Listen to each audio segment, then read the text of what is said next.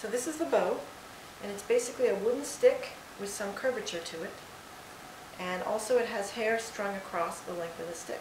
It's usually horsehair. The bow has two ends. This end is called the frog, and this end is called the tip. And it's a little bit fragile, so the tip can be broken. You want to be sure to be careful with that. Down at the frog end there's a little knob, and each time before you play, you turn the knob, and what that does is it tightens the bow hairs. You want them tight enough that the hairs can dig into the string, that when you play the wood does not hit the string, only the hair hits the string, but not so tight that it's going to pull on the curvature of the bow. So this is about right.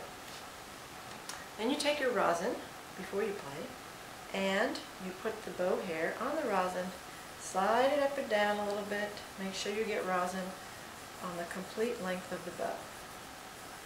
And what the rosin does is it helps your bow not slip across the strings.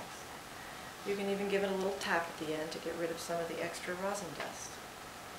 You want to make sure never to touch the hair of the bow, because with that rosin on it, you will eventually touch wood, and when the rosin builds up on the wood, it does damage to the violin and the bow. When you're finished playing, you want to clean the bow by taking your cloth, putting it in between the stick and the hair of the bow, and just rubbing it up and down a little bit. And finally, very importantly, you need to loosen the bow before you put it away. And loosen it quite a bit, so the hairs are nice and loose. This knob will come all the way off, so you don't want to go that far. But nice and loose, and then you can put the bow away.